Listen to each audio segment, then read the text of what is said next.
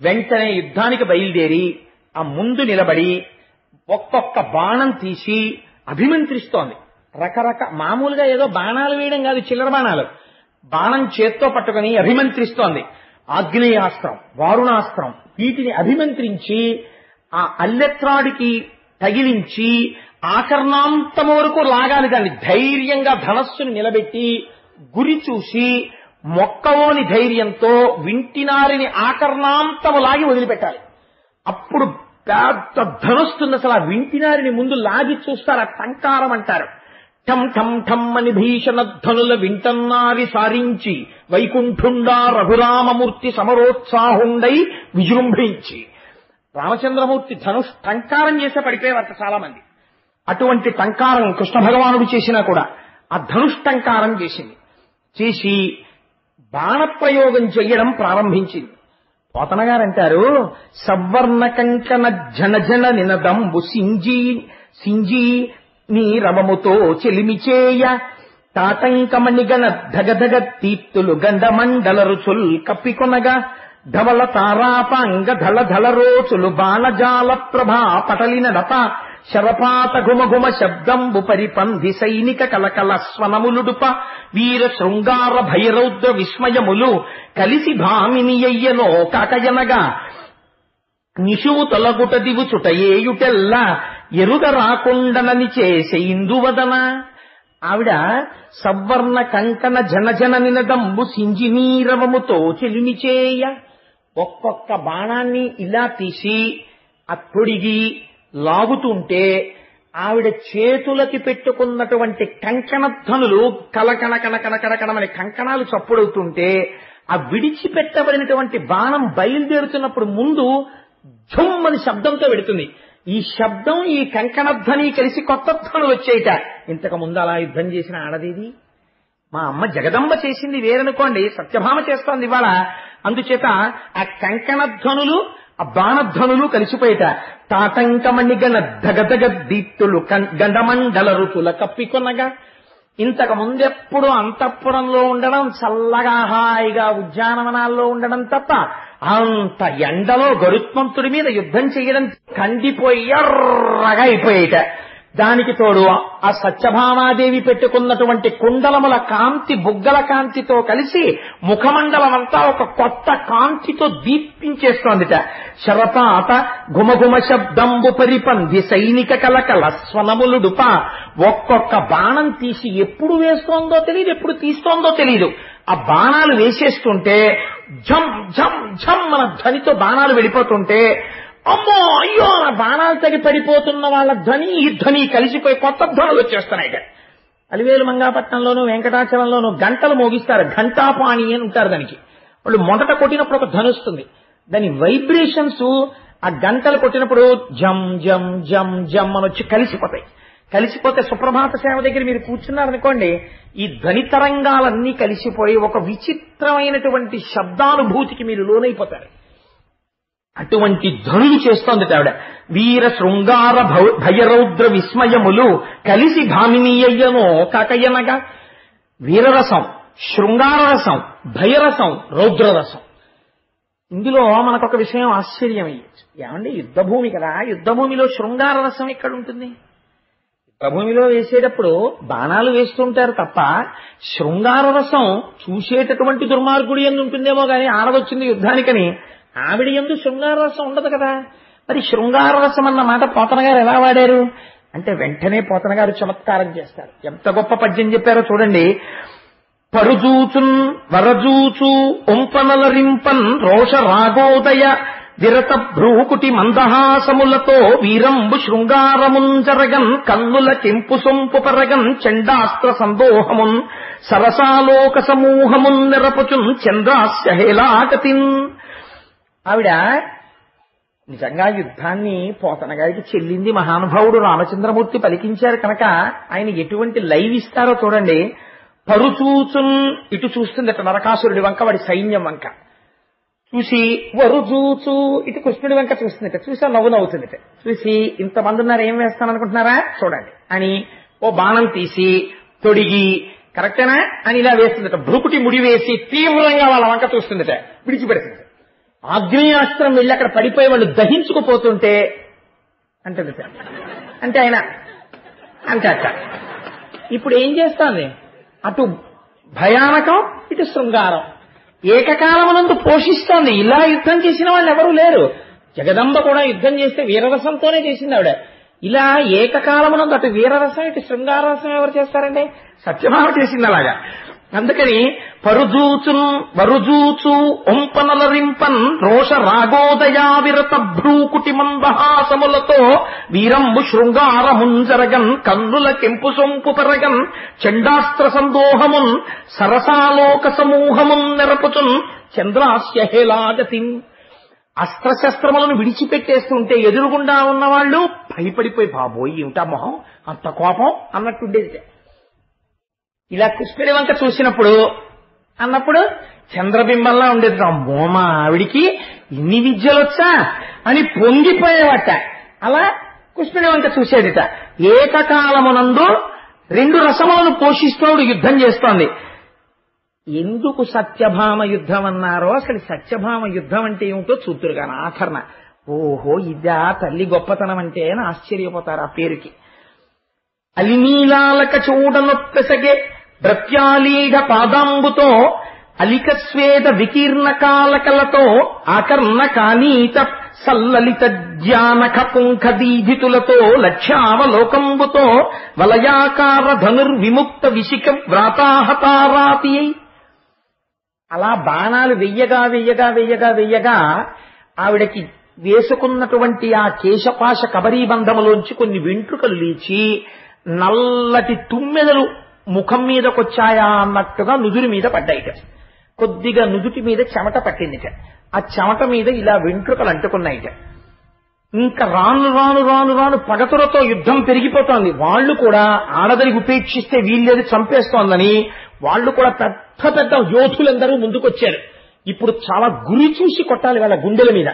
గురి చూసి కొట్టడంలో ఆవిడ కూడా యుద్ధంలో ఎంత వ్యగ్రతని ఎంత తీవ్రతని పొందిందో పోతన గారు చెప్తారు చూడండి.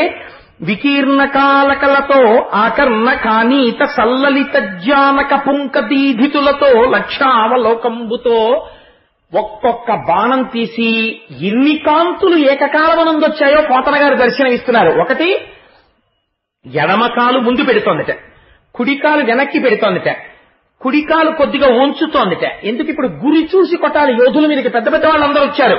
అందుకని ఆ గురి చూసి ఎడంకాలు ముందు పెట్టి కుడికాలు వెనక్కి పెట్టి ఆ పాదం ఇలా కొంచెం పైకెత్తి ఉంచుతుంటే ఆ ఎర్రటి పాదంలోంచి వస్తున్న కాంతుల వంక కృష్ణుడు కూర్చుని విస్మయంగా చూస్తున్నట్ట. ఏమిటి మా ఆవిడే ఇది భంగిమలు? ఏదో నాట్యం అనుకున్నానమ్మా బాబోయ్. ఏమిటి ఇలా కాలు వంచి ఓ కాలు ముందుకేసి ఇలా లాగుతుంటే లక్ష్యాలోక విలీనము, ఆ లక్ష్యం వంక తీవ్రమైన దృష్టితో చూడడంలో కన్నుల వెంట కాంతి. అప్పటి వరకు బాణాలు వేసి వేసి అలవాటు లేని తల్లేమో ఒక్కొక్క బాణం తీసి పట్టుకుని వింటినారి లాగుతుంటే అదంతా ఒరుసుకుని ఎర్రటి కాంతి వేళ్లలోంచి, బుగ్గల్లోంచి ఎర్రటి కాంతి, కన్నుల్లోంచి కాంతి, శరీరంలోంచి కాంతి, ఇన్ని కాంతులు ఒక కాంతిగా మారిపోయేటట్టుగా బాణ పరంపరలోంచి వస్తున్న కాంతి, ఇన్ని కాంతులతో కలిపి యుద్ధం చేస్తోందిట. చూసిన వాళ్ళు అనుకుంటున్నారు ముందా మిగిలిన వాళ్ళ మాట అలా ఉంచండి. కృష్ణుడు పక్కన కూర్చున్నవాడు తెల్లబోయి ముక్కున వేలేసుకుని అమ్మ సత్యభామ నాకు తెలియదు ఇలా కూడా యుద్ధాలు చేస్తావు నువ్వని, ఏమో అనుకున్నాను. ఎంత ఎంత చమత్కారం చూపించావు అంతఃపురంలో. బొమ్మ పిండ్లిండ్లకు పోనొల్లనను బాలరల రంగమునకెట్లు రదలంచే మగవారి కనినత మరుగు చేరిడి ఇంటి పగవారి గెల్వనే పగిది జాలే పసిడి ఉయ్యల లెక్క భయమందు భీరువు కగపతి స్కంధమే కడిది నెక్కే సకుల కోలాహల స్వనములోర్వని కన్యపత భాంకృతుల నిర్భంగినొచ్చే నీలకంఠములకు రుచంబు నేర్పుచూ అలసి తొలగిబోవు అలరుబోడి ఏ విధమున నుండి ఎలమి నాలీఢాది మానములను రిపుల మానమనప. తెల్లబోతున్నాడు కృష్ణ పరమాత్మ దేనికిట? బొమ్మ పెండ్లిండ్లకు పోనొల్లనను బాలరనరంగమునకెట్లు రదలంచే. సత్యభామ సత్యభామ రుక్మిణీదేవి బొమ్మల పెళ్లిళ్లు చేస్తోంది, వెళ్ళు అంతఃపురంలో బొమ్మల పెళ్లిళ్ళు అవుతున్నాయంటే అమ్మ బాబోయ్ మళ్ళీ పల్లకీలో ఇక్కడి నుంచి అంత దూరం బొమ్మల పెళ్లిళ్ళకి వెళ్ళడమా, నేను వెళ్ళలేను బాబోయ్, నాకు ఓపిక లేదని చెప్పి ఈ అంతఃపురం నుంచి ఆ అంతఃపురానికి పల్లకీలో వెళ్ళడానికి అమ్మో అంత దూరమే అని అంత సుకుమార ఇవాళ యుద్ధ భూమికి వచ్చిందా? మగవారి ఎవరైనా కనపడేటప్పటికీ ఒక పక్కకి వెళ్ళిపోయి మగవారి కంట పడడానికి సిగ్గుపడిపోయేటటువంటి అతివ ఇవాళ ఇంతమంది ముందు పవిట తీసి చీరలో దోపుకుని యుద్ధం చేస్తోందా? పసిడి ఉయ్యల లెక్క భయమందు భీరు ఒక గపతి స్కంధమే కడిది నెక్కే. బంగారు ఉయ్యాల ఎక్కి ఊగు సత్య అంటే అమ్మ బాబాయ్ ఉయ్యాల ఎక్కడమే పడిపోతే అనేటటువంటి సత్యభామ ఇవాళ గరుత్మంతుడి మూపురం మీద కూర్చుందా? కూర్చున్నప్పుడు ఆయన ఏం అలా కూర్చోడు, యుద్ధం చేసేటప్పుడు గరుత్మంతుడు ఆతట పక్షమారుతరజ కంపిత ఘూర్ణితాచల వ్రాత మహర్ణ ఉండు భయంకరంగా రెక్కల్ని అల్లారుస్తూ తన ముక్కు పోట్లతో ఎదుటి సైన్యంలో ఉన్నటువంటి ఆ ఏనుగుల్ని పొడుస్తూ తన కాలి గోళ్లతో కొడుతూ కిందకి పైకి ఇలా ఏటవాలుగా తిరుగుతుంటాడు. తిరుగుతున్నప్పుడు జాగ్రత్తగా కూర్చోవాలి ఆ పక్షి మీద. దాని మీద కూర్చున్నప్పుడు అలా అల్లిబిల్లిగా కూర్చున్నారనుకోండి, ఓ రకమితి కింద జారిపోతే లేనిపోను కూడా అంత జాగ్రత్తగా కూర్చోవాలి ఆ గరుత్మంతుడి మీద. అలా కూర్చోడానికి ఉయ్యాలా ఎక్కడానికి భయపడిపోయింది వాళ్ళ గరుత్మంతుడి మీదకి ఎక్కిందా? సకుల కోలాహల స్వనములోర్వని కన్య పతహ భంకృతులకెద్భంగినొచ్చే. ఎవరైనా ఉత్సాహపరచడం కోసమని ఆ సైన్యంలో ఉన్న వాళ్ళు ఏం చేస్తారంటే పెద్ద పెద్ద పట్టహాలు తీసుకొస్తారు, తీసుకొచ్చి పెద్ద పెద్ద చప్పుళ్ళు చేస్తుంటారు. అలా పెద్ద పెద్ద చప్పుళ్ళు వినపడేటటువంటి సైన్యము యొక్క ధనులను విని యుద్ధం చేస్తోంది. అంతఃపురంలో ఎవరైనా నలుగురు చిలికెత్తెలు కొంచెం గట్టిగా మాట్లాడుకుంటే అబ్బా అంత గట్టిగా మాట్లాడకండి నేను తట్టుకోలేను తలకాయ నొప్పి వచ్చేస్తుందని. అలాంటిది యుద్ధ భూమిలో ఇంతంత పట్టహాల యొక్క ధ్వని వింటోందా? నీలకంఠములకు నృత్యంబు నేర్పుచు అలసి తొలగిపోవు అలరుబోడి. ఆ నీలకంఠాలంటే నెమళ్ళు. నెమళ్ళకి నాట్యం నేర్పుతూ వాటికి క్లాస్ చాలండి ఇంక కలిసిపోయాను మీకు నాట్యం నేర్పి అని చెప్పి ఓ అరగంట క్లాస్ చెప్పి మిగిలిన క్లాస్ క్యాన్సిల్ చేసేయడానికి అలవాటు పడిపోయిన సత్యభామ ఇవాళ రకరకాల విన్యాసాల ఇటువైపు ఎవరినో చూసి గభాలన ఇటు తిరిగి ఎడంకాలు ముందు పెట్టి కుడికాలు వంచి యుద్ధం, ఇటు తిరిగి యుద్ధం, మండలాకారంగా ధనస్సుని వంచి ఒక్కొక్కసారి ఇలా ధనస్సు పట్టుకుని ఇలా బాణాలు వేయడం.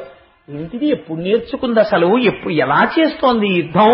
ఏమిటి వీర శృంగార భయ రౌద్ర విస్మయములు ఇన్ని రసాలు ఏకకాలమునందు పోషించేస్తోందని చెప్పి కృష్ణ పరమాత్మంతటి వారు తెల్లబోయారట.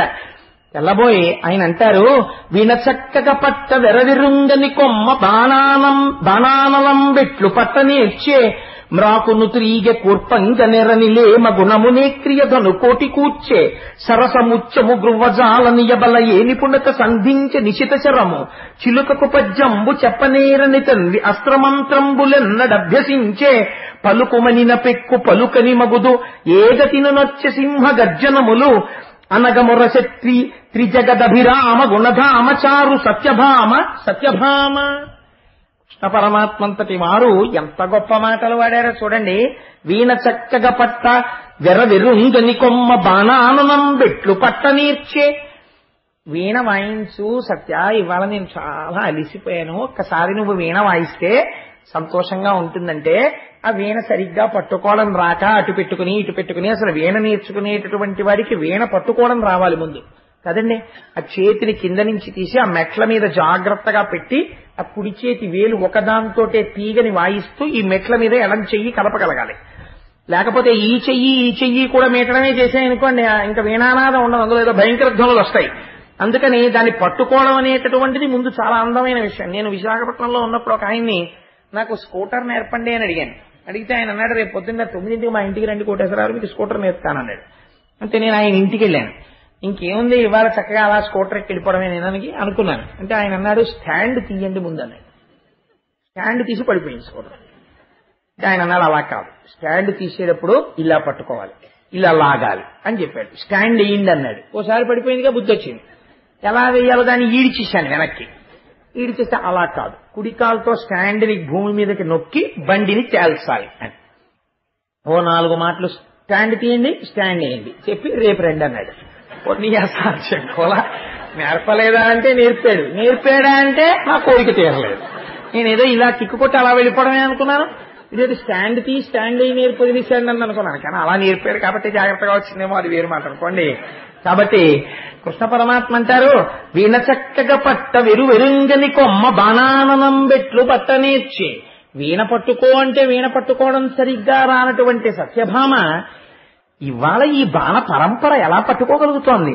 ఒక పెద్ద చెట్టుకి తీగని జాగ్రత్తగా అలా అలవోకగా అది ఎక్కేటట్టుగా ఏర్పాటు చేయి అంటే ఆ తీగని అలా ఎలా పెట్టాలండి చెట్టుకి అని అడిగేది.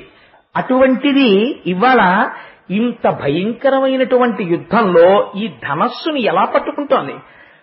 4 ముత్యాలు అక్కడ పెట్టి ఓ దారానికి గుచ్చు అంటే ముత్యానికి దారం ఎక్కించేటప్పుడు ఒక గమ్మత్తు ఉంటుంది.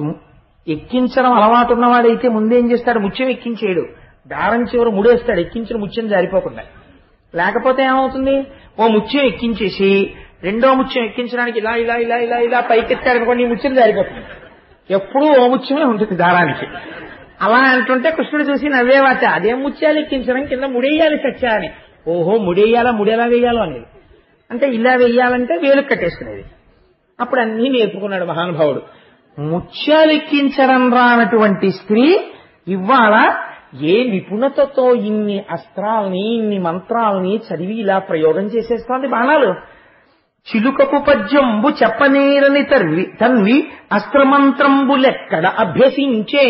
ఓ చిలుకని తీసుకొచ్చి కూర్చోపెట్టో పద్యం నేర్పమంటే అసలు అలా ఉంటాయా అండి అని అడిగే రోజులు వచ్చేసాయి అనుకోండి. ఇప్పుడు చిలకలు ఎక్కడ ఉన్నాయి, చిలకలకు పద్యాలు నేర్పడం మాట దేవుడు వీళ్ళకే రావు పద్యాలు.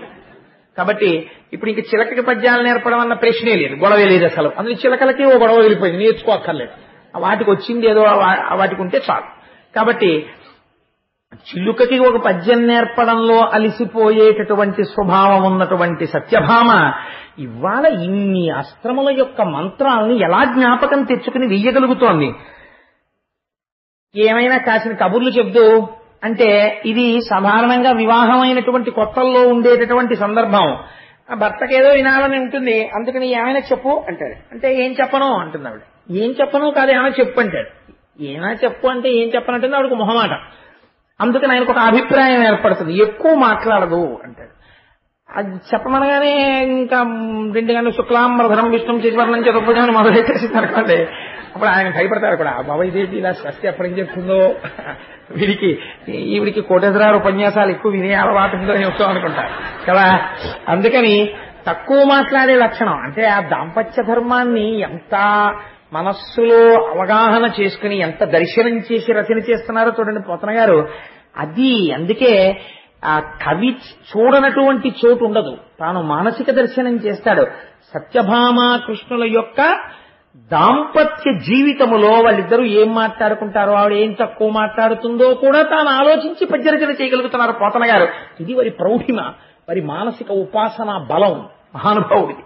కాబట్టి అలా మాట్లాడమంటే ఎక్కువ మాట్లాడనటువంటి పిల్ల ఇవాళ ఏం చేస్తోంది?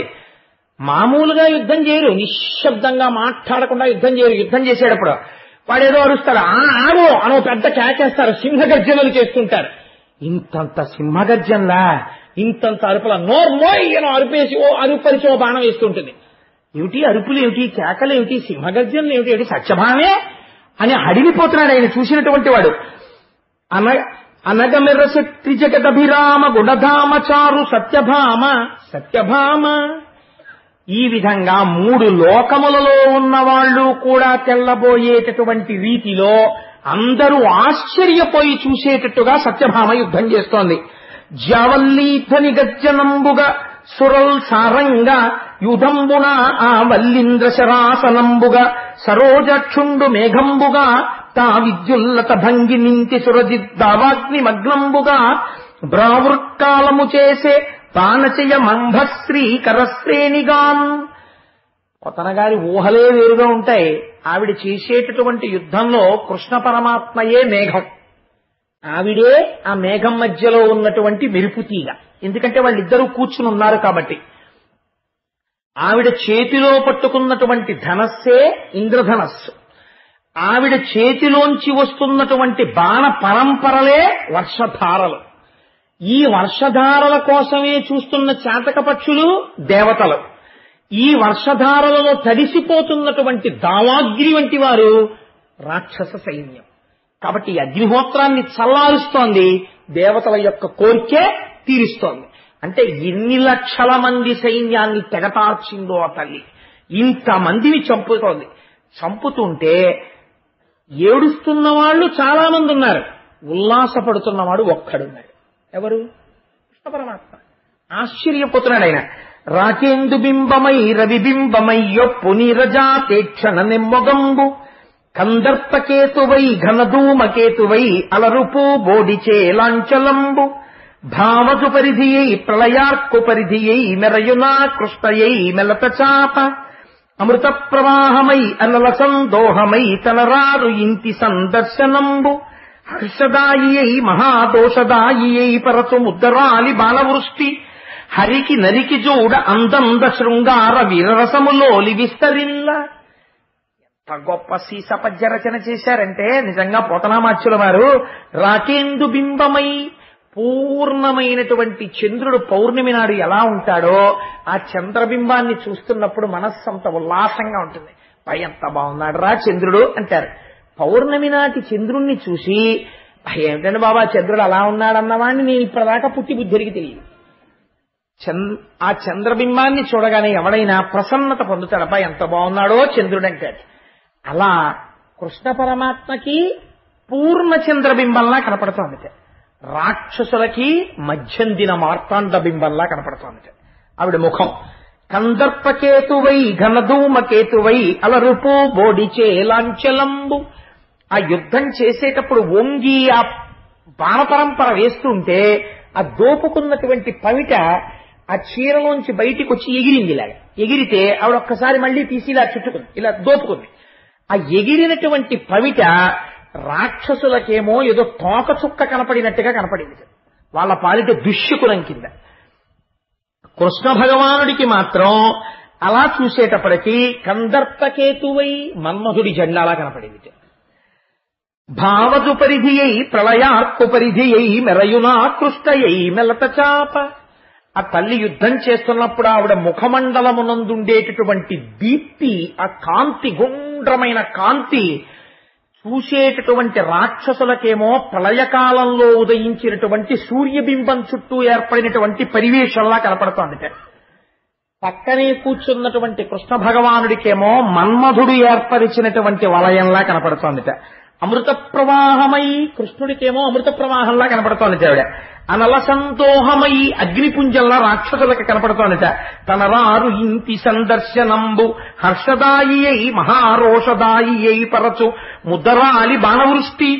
ఒకరికేమో సంతోషాన్ని కల్పిస్తోంది, వాళ్ళందరికీనేమో దుఃఖాన్ని కల్పిస్తోంది.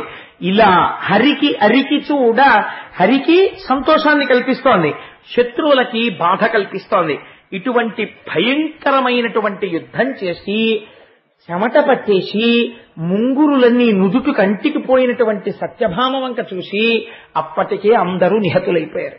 నరకాసురుడు మాత్రం ఇంకా ప్రాణాలతో నిలబడి ఉన్నాడు. కృష్ణుడి చూసి, సత్య నీ యుద్ధానికి నేను ఎంతో పొంగిపోయాను. ఇంటికి వెళ్లిన తరువాత నీకు ఎన్ని ఆభరణములు కావాలో కోరుకో, అన్ని ఆభరణములను నీకు బహుమానం చేస్తాను. ఇంకా ధనస్సు ఇచ్చే అలిసిపోయావు, నువ్వు ఇంకా అలిసిపోతుంటే నేను చూడలేకపోతున్నాను అని ఆ ధనస్సు పుచ్చుకున్నాడు. పుచ్చుకుంటే నరకాసురుడు అన్నాడు, చేతకాని వాడివై భార్య యుద్ధం చేస్తూ ఉంటే నువ్వు పక్కన కూర్చున్నావు, మా రాక్షస వీరులు ఎందుకు వెయ్యలేదో తెలుసా అస్త్రాలు శస్త్రాలను, ఆడదాని మీద యుద్ధం ఏమిట్రా అని ఊరుకున్నారు. పౌరుషం ఉన్నవాడివైతే ఇప్పుడు రా యుద్ధానికి అన్నాడు. ఆరిపోయే దీపానికి వెలుతురు ఎక్కువ, చచ్చిపోయేటటువంటి వాడికి అరుపులు ఎక్కువ. కాబట్టి ఈ మాట అన్న తర్వాత కృష్ణ పరమాత్మ నిన్ను నిర్జించడానికే కదా నేనొచ్చింది అని ఆ చేతిలో ఉండేటటువంటి సుదర్శన చక్రాన్ని ప్రయోగించారు. ప్రయోగించగానే సుదర్శన చక్రధారల చేత త్రొంపబడినటువంటి నరకాసురుడి యొక్క శిరస్సు కుండలములు ప్రకాశిస్తుండగా డుళ్ళి నేల మీద పడిపోయింది. పడిపోతే ఇక్కడ పోతన గారు మొత్తం నరకాసుర వధకి సంబంధించినటువంటి ఒక గొప్ప రహస్యాన్ని తీసుకొచ్చి ఒక పద్యంలో పెట్టేశారు. ఇల్లాలింగిటి అయిన కాలమున మున్నేనంచు ఘోషింతువో తల్లి నిన్ను తలంచి అయిన ఇచటన్ నన్ను కృపంకావకే చల్లంబోతల త్రించనంచు నిలమాక్షేపించు చందంబునన్ త్రెళ్ళెన్ చప్పుడు కాక భూమిసుతుడు దీప్తాహమక్షోణిపై. ఆ తల తెగిపోయి కింద పడిపోతున్నప్పుడు భూమికి తగిలేటప్పుడు అమ్మని పరిహాసం ఆడినట్టుందిట. అమ్మా, కిటి అయి ఆదివరాహమూర్తిగా ఉన్నప్పుడు నిన్ను భార్యగా స్వీకరించాడుగా భూదేవిని. నిన్ను భార్యగా స్వీకరిస్తే కదా నేను కొడుకుగా పుట్టాను. నా భార్య చూస్తోంది, తల్లి కళ్ళ ముందు కొడుకుని చంపేయడమా అని కూడా చూడకుండా ఆదివరాహావతారంలో ఆయన భార్యని అని చెప్తుంటావుగా, మరి నీ కళ్ళ ముందు నీ కొడుకుని చంపేస్తుంటే ఇప్పుడు ఏమనగలిగావు అని తల్లిని దెప్పి పొడిచాడా అన్నట్టుగా తల భూమి మీద పడిపోయింది అన్నారు. ఎంత చమత్కారమైనటువంటి పద్యం చూడండి. రాక్షస సంహారం జరిగినప్పుడు ఇటువంటి పద్యం అరుదుగా రాస్తారు. ఇలా ఎందుకు జరిగింది అంటే, ఇప్పుడు మీరు దీన్ని ఒక్కసారి ఒక్కొక్కచో అయితే ఒక మాట చెప్తుంటారు, సత్యభామయే నిర్జించినది నరకాసురుణ్ణి. సత్యభామయే నిర్జించిన నరకాసుర సైన్యాన్నంతటినీ నామమాత్రావశిష్టం చేసేశాక కృష్ణుడు నిర్జించిన ఒకటే. ఇప్పుడు మీరు ఒక్క విషయాన్ని జాగ్రత్తగా సమన్వయం చేసుకుంటే నేను ముందు మిమ్మల్ని అడిగినటువంటి ప్రశ్నలన్నింటికీ జవాబు దొరుకుతుంది నరకాసుర వధలో. ఇప్పుడు దేవతలందరూ ఏం చేశారు అంటే, ఆకాశంలో దేవతలందరూ వారి వారి లోకముల యందు దీపములు వెలిగించారు. నరకాసురుడు మరణించినాడు అని పరమ సంతోషంతో. ఎందుకు అలా నరకాసురుడు చచ్చిపోతే దీపాలు వెలిగించడం ఎందుకు? వాడు చచ్చిపోయి కూడా అమావాస్య నాడు చచ్చిపోయాడు. దీపావళి అమావాస్యాని కదా అంటాం కార్తీక మాసం దగ్గర. అందుకని అమావాస్య నాడు మరణించాడు వాడు. దీని వెనకాతల ఉండేటటువంటి రహస్యాన్ని మీరు జాగ్రత్తగా అర్థం చేసుకునే ప్రయత్నం చెయ్యండి. నిజంగా ఈ నరకాసురుడన్నవాడు ఎక్కడ ఉంటాడు అంటే, నరకాసురుడన్నవాడు ఎక్కడో ఉండడు, ఇక్కడ ఉంటాడు. అదేమిటంటే అలా అన్యాయంగా మాట్లాడారు ఇంత విన్న తర్వాత అని మీరు అనుకోకండి. నరకాసురుడు అంటే, నరకాసురుడు ఎవరికి జన్మించాడు? ఆదివరాహమూర్తికి భూదేవికి కలిసి జన్మించాడు. అంటే ప్రకృతి పురుషుల యొక్క సంయోగ ఫలితమే నరకాసురుడు. ఎవరు జన్మించినా అంతే కదండి, ప్రకృతి పురుష సంయోగము చేతనే కదా ఎవరు జన్మించినా. కాబట్టి జన్మించినప్పుడు గర్భమునందుండగా వాడికి పూర్వజన్మ స్మృతి ఉన్నది, జ్ఞానం ఉన్నది. ప్రసూతి వాయువు తోసేయగానే వాడిని అజ్ఞానం పట్టుకుంటుంది. వాడు అసలు మొట్టమొదటి ఎక్కడున్నవాడు నరకాసురుడు? వాడు ప్రాగ్జ్యోతిషపురంలో ఉన్నాడు. వాడికి తల్లి ఎవరు? భూదేవి. మనకందరికీ తల్లి ఎవరు? భూదేవి. అదేమిటంటే, మా అమ్మగారు ఉన్నారు కదా, మరి భూదేవి తల్లి ఎలా అవుతుంది అని మీరు నన్ను ప్రశ్న వేయచ్చు. పోషణ ఎవరు చేస్తారో వారిని తల్లి అని పిలుస్తారు. పోషణ పృథివీ చేస్తోంది. ఎందుచేత? అమ్మ పాలివ్వాలనుకోండి, అమ్మ పాలివ్వాలంటే అమ్మ పోషకాహారం తింటే కదా పాలిస్తుంది. అమ్మకి ఆహారం ఎక్కడి నుంచి వస్తుంది? పృథివీలోంచి వస్తుంది. పృథివీ వికారమైన ఒక యాపిల్ పండును అమ్మ తింటే ఆ పృథివీ వికారమైన యాపిల్ పండు అమ్మ దగ్గర పాలగా మారుతున్నాయి. ఆ పాలు పృథివీ వికారమైన ఈ శరీరం పుచ్చుకుని మళ్ళీ ఇంకొంచెం పృథివీ వికారంగా పెరుగుతోంది, పెద్దదవుతోంది. కాబట్టి ఇప్పుడు అందరినీ పోషించేది ఎవరు? అమ్మ పోషిస్తోంది. కాబట్టి భూదేవి అమ్మ. వీడేమన్నాడు? నాకు అమ్మ ఎవరో తెలియడం లేదు అన్నాడు. కాబట్టి దేన్ని వదిలిపెట్టాడు? ప్రాగ్జ్యోతిషపురాన్ని విడిచిపెట్టి వాడు మాహిష్మతీపురంలో ఎక్కువ గడుపుతూ ఉండేవాడు. ప్రాగ్జ్యోతిషము, ప్రాక్ అంటే పూర్వకాలమునందు ఎప్పుడూ ఉన్నది, మొదటి నుంచి ఉన్నది. జ్యోతిష్ అంటే ఏదది? ఇక్కడే ఉన్నటువంటి ఆత్మవస్తువు. ఈ ఆత్మవస్తువుని తెలుసుకోవడానికే మనం ఇందులోకి వచ్చాం. ఇందులో ఉండి ఈశ్వరుని యొక్క అనుగ్రహాన్ని పొందడానికి, ఈశ్వర దర్శనమును పొందడానికి ఇందులోకి వచ్చాం. కానీ ఇందులోకి రాగానే వాడు ఏం చేశాడు? ప్రాగ్జ్యోతిషపురానికి దూరంగా ఉండడం మొదలుపెట్టాడు. మాహిష్మతీపురానికి వెళ్ళాడు. మాహిష్మతి అంటే మహిష ప్రకృతి, దున్నపోతు యొక్క లక్షణం. ఏమిటది? ముగ్గురి వల్ల వచ్చింది. ముగ్గురు స్నేహితుల్ని పట్టుకున్నాడు. ఎవరు వాళ్ళు అంటే, అదిగో ఆ మురాసురుడు అనబడేటటువంటి వాడు, నిశుంభుడు అన్నవాడు, హైగ్రీవుడు అన్నవాడు. సత్వ రజస్తమో గుణములు అనేటటువంటి 3 గుణములతో స్నేహాన్ని ఏర్పాటు చేసుకున్నాడు. ఎప్పుడు ఈ 3 గుణాలలో తిరుగుతున్నాడు. ప్రాగ్జ్యోతిషపురం నుంచి మాహిష్మతీపురానికి వచ్చేశాడు. ఇప్పుడు వీడేం కోరుకున్నాడు? చతుర్ముఖ బ్రహ్మగారి గురించి తపస్సు చేశాడు. తపస్సు చేస్తే బ్రహ్మగారు ప్రత్యక్షం అయ్యారు. నీకేం కావాలి అని అడిగారు. ఇది భాగవతాంతర్గతం కాదు, నేను ఇతర పురాణాల్లోంచి అనుసంధానం చేస్తున్నాను. ఒక పూర్ణత్వం రావడం కోసం కథకి బ్రహ్మగారు నీకేం కావాలి అని అడిగారు. నాకు మరణం ఉండకూడదు అన్నాడు.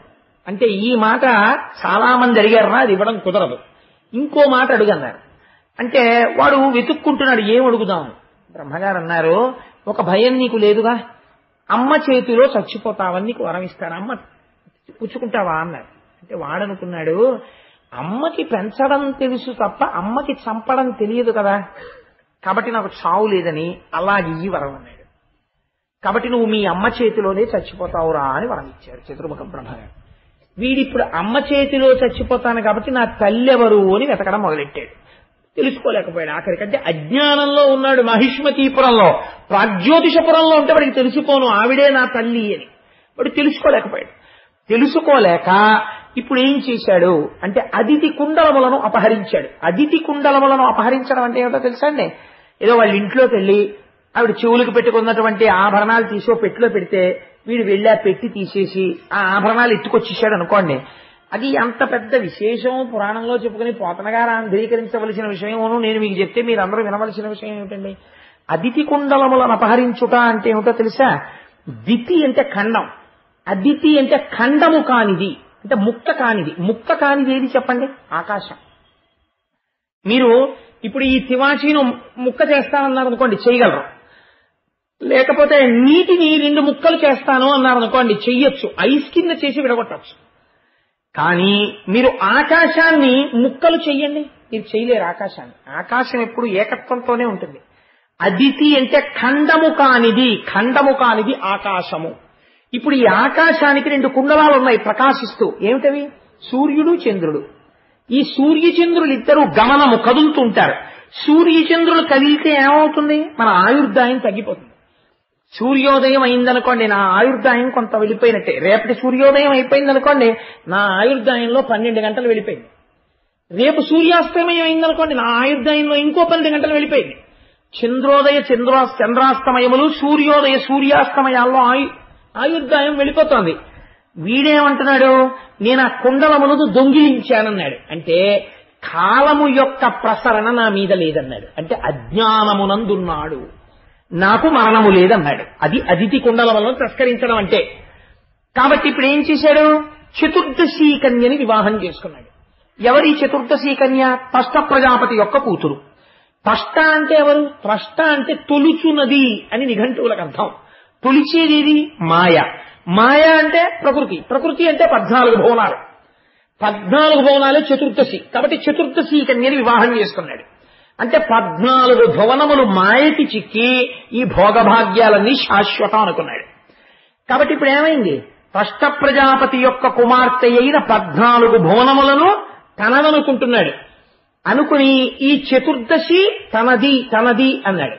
అని అనేక మంది రాజుల దగ్గరికి వెళ్ళాడు.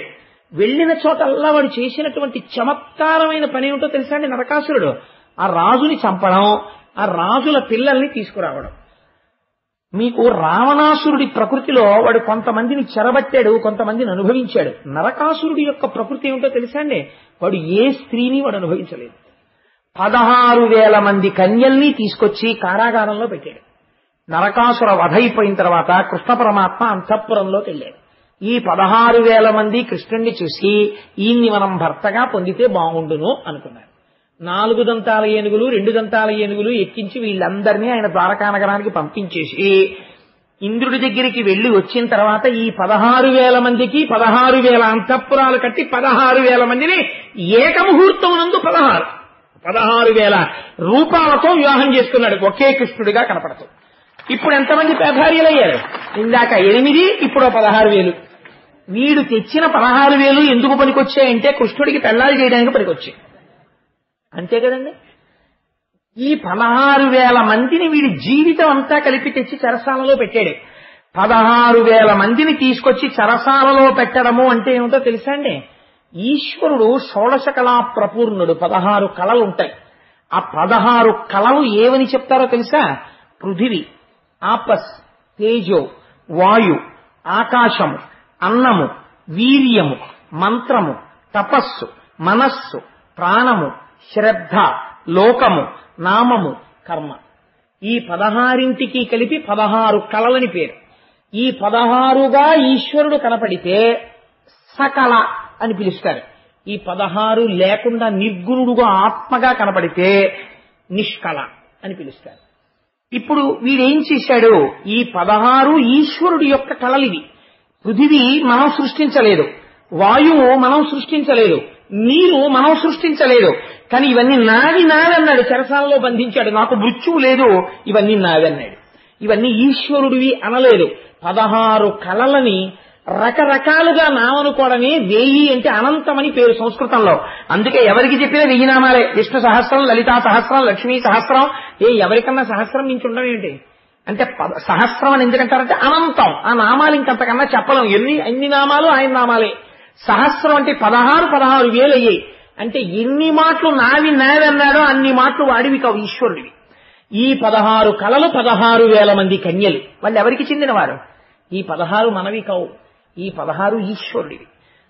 రామకృష్ణ పరమహంసని ఒక శిష్యుడు అడిగాడు, భగవంతుడు ఎప్పుడైనా పక అని అవుతాడా అండి అని అడిగాడు. అడిగితే రామకృష్ణ పరమహంస అన్నారు, నవ్వకపోవడం ఏమిటి, ఆయనకి ఉదయం సబ్ రిజిస్ట్రార్ ఆఫీస్ తెలిసిన దగ్గర నుంచి రిజిస్ట్రార్ ఆఫీస్ క్లోజ్ చేసేసే వరకు ఆయనకి అదే పని నవ్వుతాడు. రిజిస్ట్రార్ ఆఫీస్ తెరవడానికి, రిజిస్ట్రార్ ఆఫీస్ క్లోజ్ చేయడానికి భగవంతుడు నవ్వడానికి సంబంధం ఏంటండి అని అడిగాడు. అడిగితే రిజిస్ట్రార్ ఆఫీస్ తెరిస్తే ఏం చేస్తాం మనం కొనుక్కున్న భూమిని రిజిస్ట్రార్ గారిని తీసుకొచ్చి ఇదేనండి ఇక్కడ 400 గజాలు కొనుక్కున్నానని చేపెట్టి కొలిచి చూపిస్తాం. భూమిని కొనుక్కున్నవాడు కొలిచినప్పుడల్లా ఈశ్వరుడు పకపక నవ్వుతాట. ఇలా ఎంతమంది కొలిచారో ఇప్పటికీ, ఈ కొలిచిన వాళ్ళందరూ వెళ్ళిపోయాడు, వీడు పోయిందాడు మళ్ళీ చేపట్టుకుని ఇవాళ అని నవ్వుతుంటాట ఆయన పకపక. అందుకని భూమి నీదా, వాయువు నీదా, జలం నీదా, ఏది నీది? ఏది నీది కాదు, నావి అంటున్నాడు. ఎన్ని మాటలు నావన్నాడో అన్ని అనంతాలయ్యాయి. కాబట్టి 16,000 మంది కన్యల్ని చెరసాలలో పెట్టాడు. 16,000 మంది మాకు కృష్ణుడు భర్త అన్నారు. అంటే ఈ 16 కళలు ఈశ్వరుడివి అన్నారు. అందుకని 16,000 కళల్ని తనవిగా స్వీకరించాడు. అంటే అనంతముగా కనపడేటటువంటి ఈ విభూతులన్నీ ఈశ్వరుడికి చెందినవి అని చెప్పడం. అందుకని 16,000 మంది మళ్ళీ కృష్ణుడికే భార్యలయ్యారు. ఇటువంటి వాడు ఈయన చతుర్దశీ కన్యని వివాహం చేసుకున్నాడు.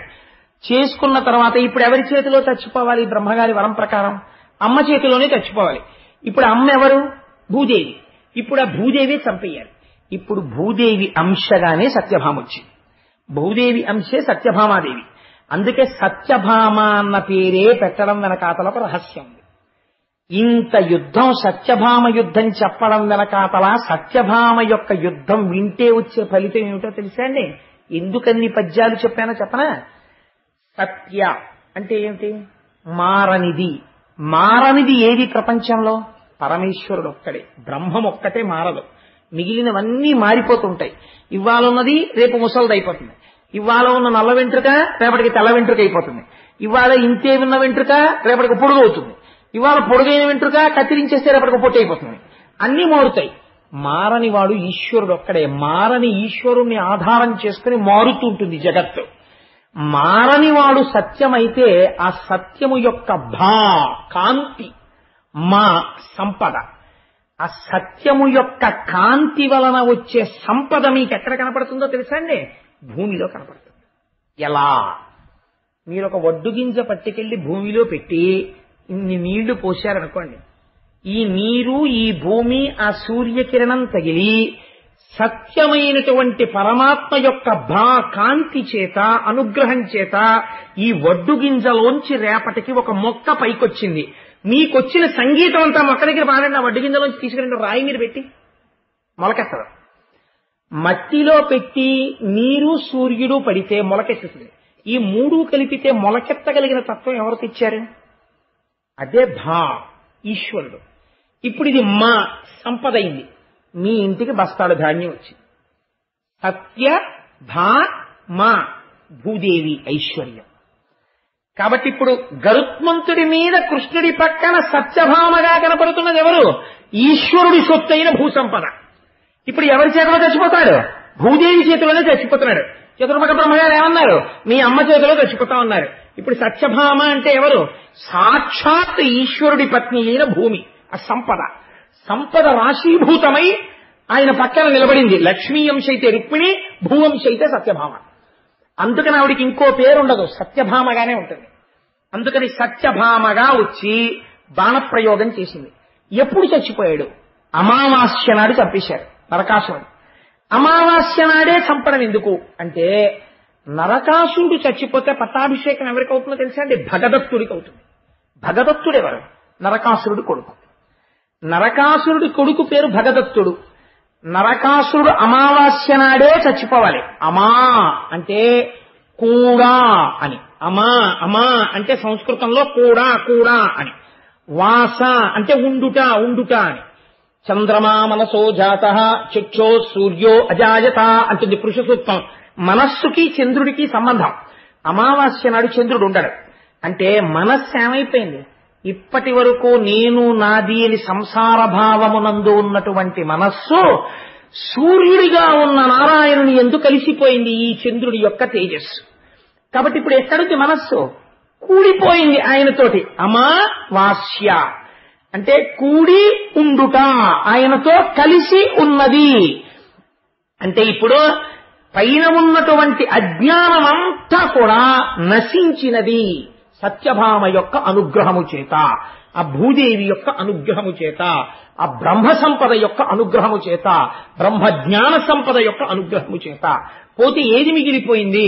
ఆత్మావై పుత్రనామాసి, కొడుకు భగదత్తుడు.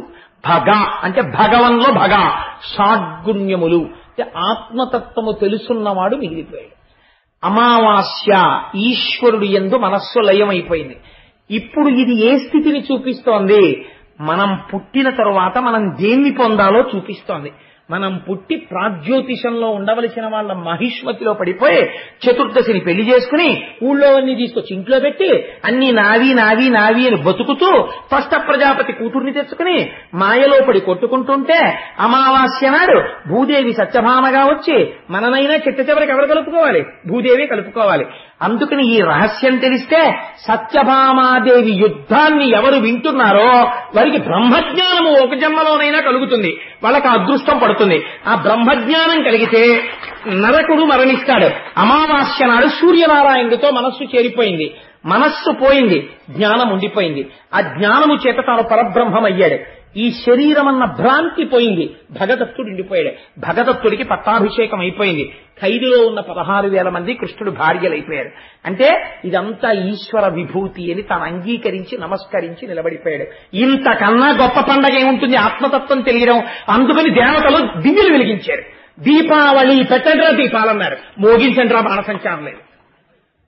దీపాలు పెట్టండి అన్నారు, దీపావళి దీపాలు వెలిగించండి, దీపాలు వెలిగించండి. ఆత్మజ్యోతి ప్రకాశించింది, మళ్ళీ ప్రాగ్జ్యోతిషపురమునకు పట్టాభిషిక్తుడయ్యాడు. కాబట్టి ఇది దివ్యమైన లీల. అందుకని సత్యభామ చేతిలోనే నరకాసురుడు మరణించాలి.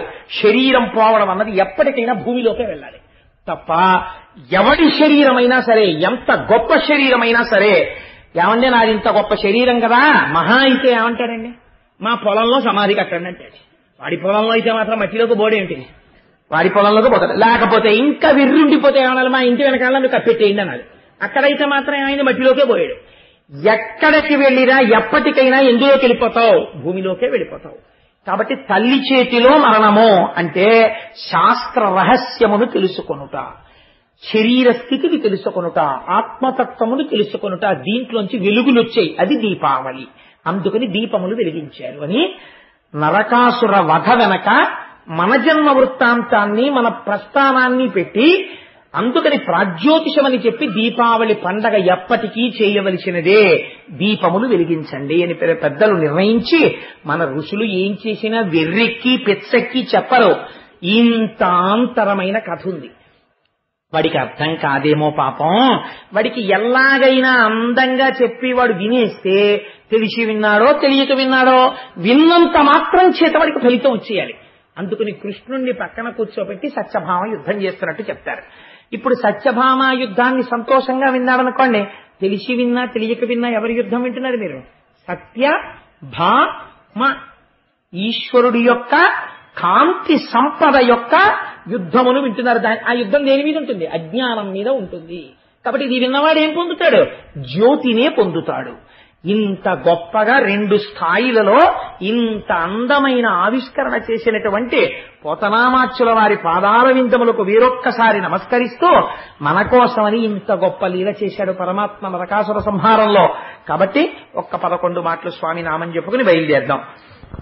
మధుసూదన హరి గోవింద గోవింద హరి గోవింద గోకుల నందన గోవింద బలరామానుజ గోవింద గోవింద హరి గోవింద గోకుల నందన గోవింద గోకుల నందన గోవింద గోవింద హరి గోవింద గోకుల నందన గోవింద సీతానాయక గోవింద గోవింద హరి గోవింద గోకుల నందన గోవింద గరుడ వాహన గోవింద గోవింద హరి గోవింద గోకుల నందన గోవింద లక్ష్మీవల్లభ గోవింద గోవింద హరి గోవింద గోకుల నందన గోవింద పద్మావతి ప్రియ గోవింద గోవింద హరి గోవింద గోకుల నందన గోవింద నిత్య కళ్యాణ గోవింద గోవింద హరి గోవింద గోకుల నందన గోవింద నీరజనాభ గోవింద గోవింద హరి గోవింద గోకుల నందన గోవింద హాతీరామ ప్రియ గోవింద గోవింద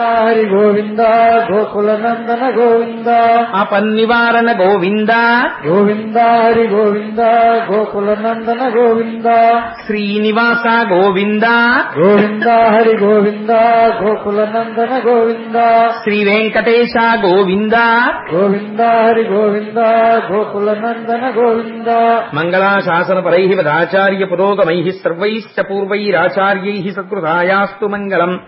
మంగళం కోసలేంద్రాయ మహనీయ గుణాత్మనే చక్రవర్తి తనూజాయ సర్వభౌమాయ మంగళం. ఉమాకాంతాయ కాంతాయ కామితార్థప్రదాయినే శ్రీగిరీశాయ దేవాయ బలినాథాయ మంగళం. కరచరణ కృతం వా కర్మ వాక్కాజం వా శ్రవణనైనజం వా మానసం వాపరాధం విహితమవిహితం వా సర్వమేత్తక్షమస్వ శివ శివ కరుణాబ్ధే శ్రీ మహాదేవ శంభో.